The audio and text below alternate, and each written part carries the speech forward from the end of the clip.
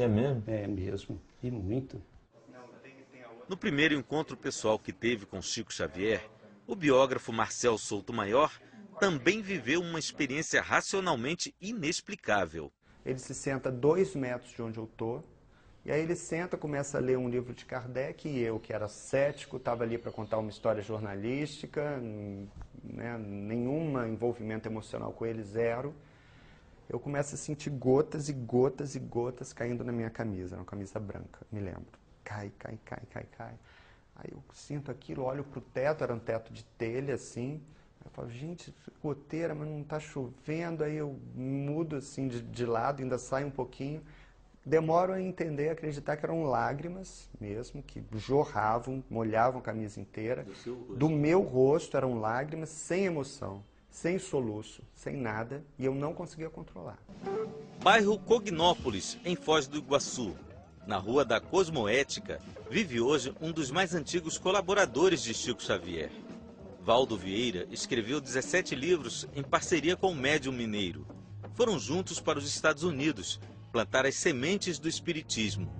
Mas, depois de 10 anos de convivência, o discípulo resolveu romper com a doutrina espírita e se afastar do mestre.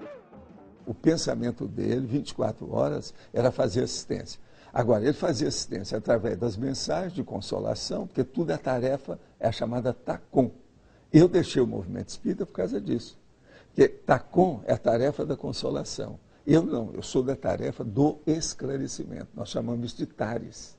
Ele é um processo mais de religião, de seita cristã. Eu sou do princípio da descrença. Ele já sabia que eu ia deixar. Agora, ele chorava com isso, então eu tive que esperar vários anos preparando a coisa para deixar o movimento espírita. Valdo, formulador da projeciologia e da conscienciologia, conta histórias impressionantes do convívio com Chico Xavier.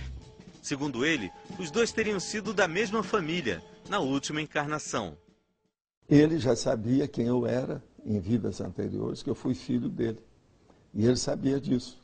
O Emmanuel já tinha falado as minhas coisas, que eu sou o Zéfiro, que era um espírito que ele chamava, Allan Kardec chamava de espírito familiar. Zéfiro é vida minha, de muitos séculos, de muitas vidas anteriores. Eu sou o eterno filho dele. Você está entendendo? Tanto que ele queria sempre tirar fotografia comigo e a minha mãe e ele. Que era eu entre as duas mães. Outra revelação de Valdo. Chico teria pensado em abandonar a missão no Brasil. Quando nós chegamos a Londres, a gente foi encontrar lá com a turma do Psyche News. O Chico se entusiasmou com aquilo e falou, não, eu agora vou ficar aqui. Eu não vou mais para o Brasil. Lá tem tanto problema em cima de mim. Aqui, esse povo é tudo considerado. A gente tem, está entendendo? Foi um custo para eu trazê-lo de volta. Falei assim, Chico, você não pode fazer isso. É a sua missão do trabalho do Brasil. Você não pode ficar na Inglaterra. Agora, na Inglaterra, o povo também queria que ele ficasse.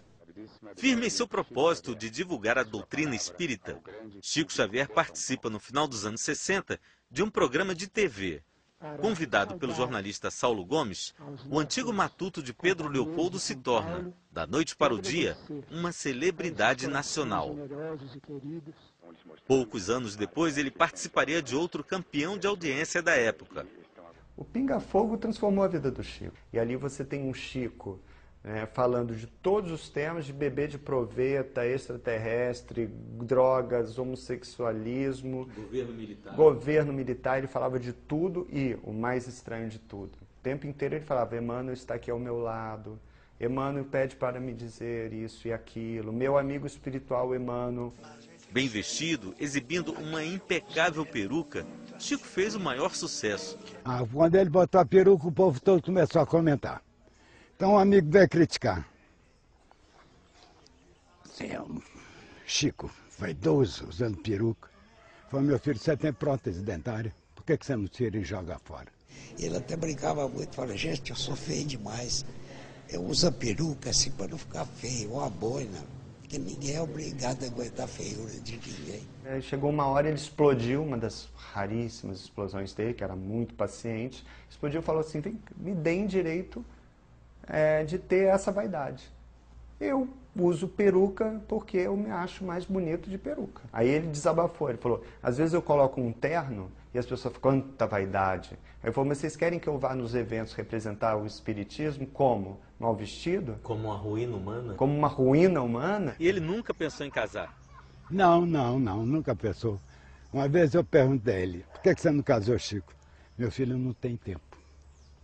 Ele não ganha para sustentar uma família. Segundo Eurípides, filho adotivo de Chico Xavier, ele teria deixado um código secreto dividido em partes com 3 pessoas de confiança. Assim, o médium que dissesse ter recebido a mensagem dele do além deveria saber também a senha, ou estaria mentindo. Só que os próprios amigos de Chico Xavier contestam essa versão. Nós temos uma reunião às quartas-feiras de intercâmbio. Ele já se manifestou umas 3 ou 4 vezes. Ele quem? Ele, Francisco Cândido Xavier. Eu mesmo já recebi, tenho 3 livros de sua lavra espiritual. No livro dos médiuns tem uma resposta que os bons espíritos não necessitam de código. Você vai reconhecê-los pelo que eles dizem. Então, se ele tivesse dado código, ele estaria contra Kardec. Eu ouvi da boca dele dizer, quando eu sair de Kardec em qualquer ponto, vocês me internam que eu estou louco. Outra polêmica que divide os espíritas. A tese de Carlos Bacelli de que Chico Xavier teria sido a reencarnação de Allan Kardec. Eu tenho plena convicção de que Chico Xavier foi a reencarnação de Allan Kardec.